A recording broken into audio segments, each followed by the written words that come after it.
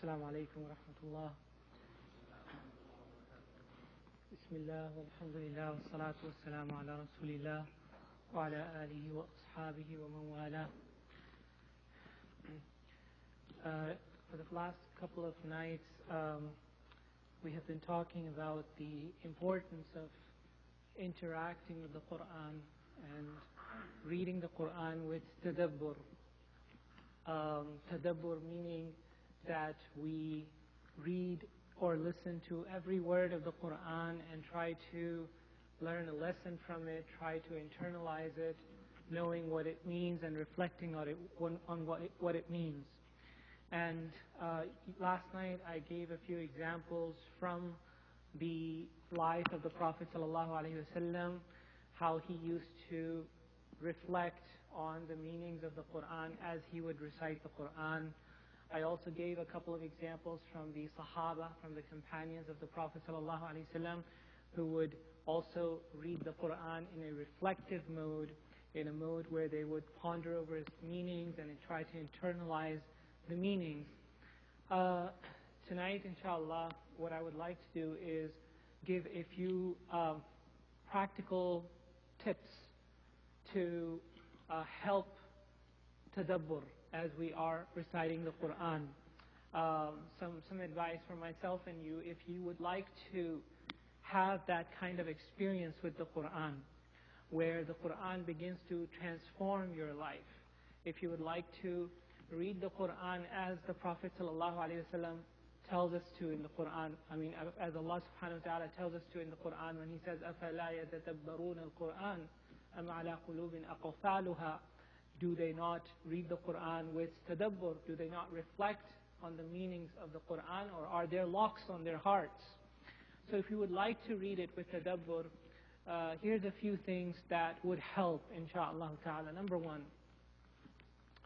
to summon sincerity before we start reading the Quran. To take a few moments before we start reading the Quran and summon the feeling of ikhlas, the feeling of sincerity as we open the Quran and begin to read it with contemplation and with reflection. Do not read the Quran hunting for gems with the intention that you want to share those with your friends and get likes on Facebook. Do not look for gems in the Quran with the intention of sharing it with people so that they can like what you have shared. That is not ikhlas. Ikhlas is that we are looking to learn, to benefit, to let the Quran transform us, not so that we can get praise from others for having discovered something. We want to discover something for our own improvement, for our own benefit, for our own closeness to Allah subhanahu wa ta'ala. There's nothing wrong with sharing that benefit with others once we have discovered it. But to go out on the search of those benefits with the sole purpose of sharing it with others so that other people praise me, that is a dangerous disease of the heart. May Allah protect us from that. The second advice is to observe proper etiquette with the Quran. The more adab that we show to the Quran, the more Allah will open its meanings to us. So the way we sit when we read the Quran is important.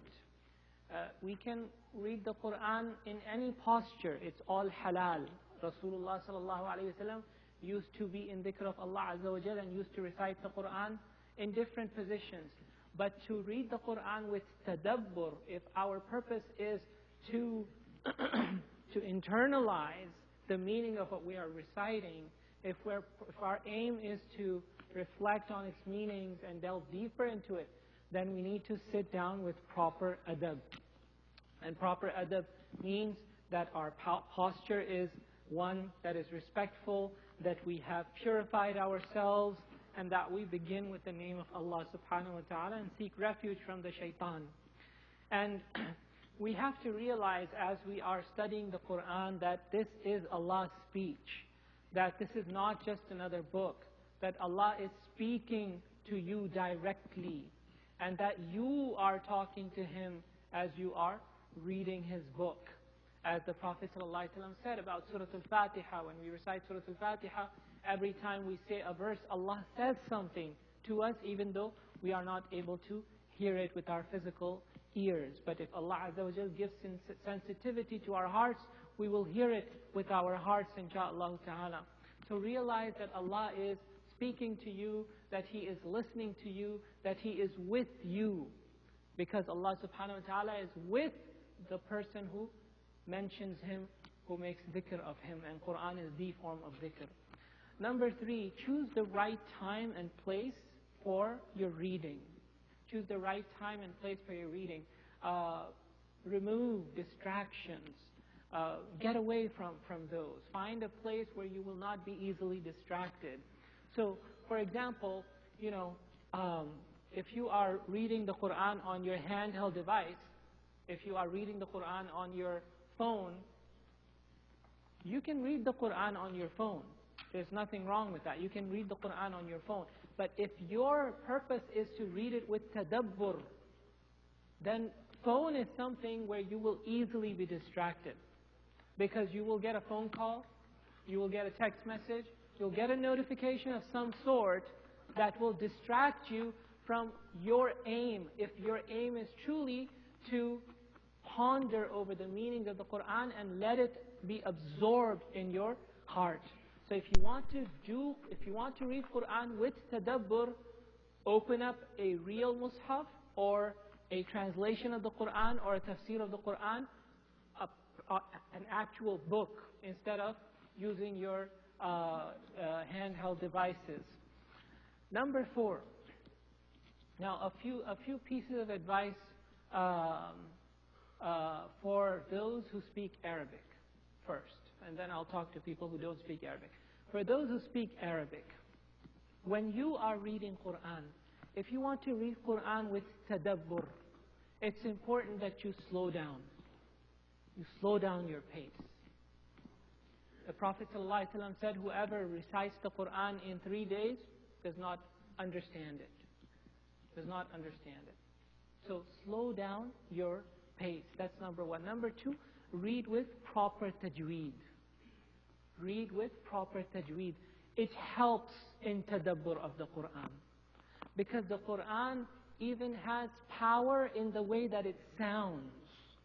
In the way that it sounds. But if you don't make it sound the way it's supposed to sound, then it will not have the same impact that it had on the Sahaba and on the Prophet ﷺ. Repeat certain ayat with reflection. If you recite an ayah and it catches your attention, read it again and read it again and let it sink.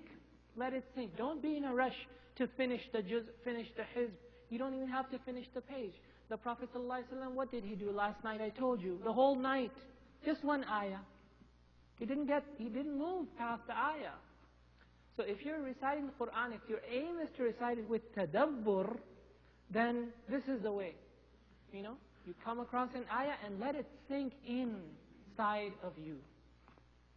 Number 4, or number 4 or 3, 4. Listen to the Quran from someone else. From time to time. Listen to the Quran from someone else. You can play something on your, on whatever playback device you use, or you can ask someone to read it for you. The Prophet ﷺ used to do that. He used to ask the Sahaba to read the Quran to him. And when others would read it to him, sometimes he would start crying because he's deeply reflecting on what is being recited. So it has, subhanAllah, different effects sometimes when someone else reads it to you versus when you read it yourself. And lastly, use a book of tafsir. For those who speak Arabic, use a book of tafsir to understand the deeper meanings of the ayat. To understand the deeper meanings of the ayat.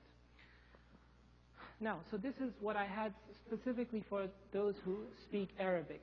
Now, for everyone, whether you speak Arabic or you don't speak Arabic, implore Allah subhanahu wa ta'ala to open the meanings of the Qur'an for you. Whether you're reading a translation or you're reading it in Arabic, if you're reading it with the purpose of tadabbur, then ask Allah subhanahu wa ta'ala to open its meanings to you. Because ultimately, you will only get from the Qur'an as much as Allah allows you to. Ibn Taymiyyah rahimahullah ta'ala said, ربما طالعت على الآية الواحدة نحو 100 تفسير ثم أسأل الله الفهم وأقول يا معلم آدم وإبراهيم علمني وكنت أذهب إلى المساجد المهجورة ونحوها وأمرغ وجهي في التراب وأسأل الله تعالى وأقول يا معلم إبراهيم فهمني. That he said that sometimes I would be reflecting on a single ayah of the Qur'an, and I would consult 100 books of tafsir, 100 tafasir, and I would not understand what the ayah is saying. And I would ask Allah subhanahu wa ta'ala to help me understand it. And I would pray to Allah subhanahu wa ta'ala and say, "O teacher of Adam, O teacher of Ibrahim, teach me." And I would go to those masajid that are abandoned. Why? Because those masajid that are abandoned are old masajid. They were built in times of righteousness. And those masajid are empty, nobody is there. So he goes there to find seclusions so that he is not distracted with anything. And he said, and I would put my face in the turab, because those old masajid, they're not taken care of, so they're very dusty, they're very dust all over the place. So he said, I would put my forehead on the ground in the dust, and I would implore Allah subhanahu wa ta'ala to open my heart to understand the meanings of the Qur'an. So implore Allah subhanahu wa ta'ala to open the meanings of the Qur'an to you. Another piece of advice, another tip that's very helpful is to study the Qur'an collectively. Have study circles of the Qur'an. Come together with other people, other brothers, other sisters, and study the Qur'an collectively. And when you do that, preferably do that in the masjid, if you can. Do that in the masjid. Why? Because the Prophet ﷺ said that there are angels that look for these types of gatherings in masajid. And whenever a group of people gather, في بيت من بيوت الله, he said. في بيت من بيوت الله. When people gather in a house of Allah to study the Qur'an, they are surrounded by those angels and enveloped by the mercy of Allah Azza wa Jal, and the tuma'nina descends on them. Peace and tranquility descends on those people. This is only in the masjid. So if you can find a group of people to study the Qur'an with in the masjid, that would be amazing. And inshallah, like I said yesterday night, inshallah, you will hear about some study circles of the Qur'an that we will be starting soon in the masjid, inshallah ta'ala. So you can come to those if those times are suitable for you. Next, memorize as much Qur'an as you can. The more Qur'an that you memorize, the more you're able to reflect on its meanings, because the Qur'an explains, a part of it explains another part. So if you know another part of the Qur'an, you will understand what this part is saying. So the more you learn the Qur'an, the more it helps you reflect and ponder over its meanings. And lastly, last two things, insha'Allah ta'ala. Second to last, act upon what you know. Allah will give you knowledge of what you don't know. As Isa alayhi salam is reported to have said, that whoever acts upon he knows, Allah blesses him knowledge of that which he does not know. If you want to get a deeper, more profound understanding of the Qur'an, more transformative experience with the Qur'an, act on whatever Allah Azza wa Jal has already taught you. The more you act on it, the more Allah Azza wa Jal will open the meanings of the Qur'an for you, insha'Allah ta'ala. And lastly and finally, for my brothers and sisters who, like me, are not Arabs, learn Arabic as much as you can. Learn Arabic as much as you can. Because the fact of the matter is that the Qur'an is in Arabic. And no translation does justice to the meanings of the Qur'an. And you can start somewhere. You can start with learning the meanings of words that are frequently occurring in the Qur'an. If you memorize the meanings of those words, it will help you tremendously in understanding a big portion of the Quran. And then enroll in an Arabic class, increase your knowledge of the Arabic language, make it a goal in your life that you will learn more and more Arabic, even if it is a slow, gradual process. The more you learn the Arabic language, the more you will be able to benefit from the meanings of the Quran. May Allah subhanahu wa ta'ala help us read the Quran properly, do justice to it, and read it with tadabbur like it was meant to be read. Ameen ya Rabbil Alameen. Wa sallallahu wa sallim wa barik ala Sayyidina Muhammad wa ala alihi wa sahbihi ajma'in.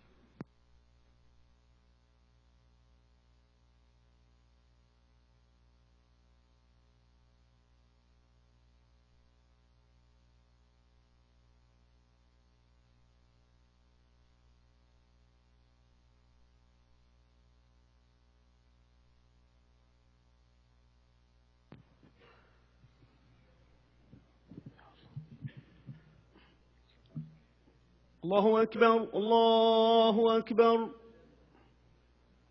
الله أكبر الله أكبر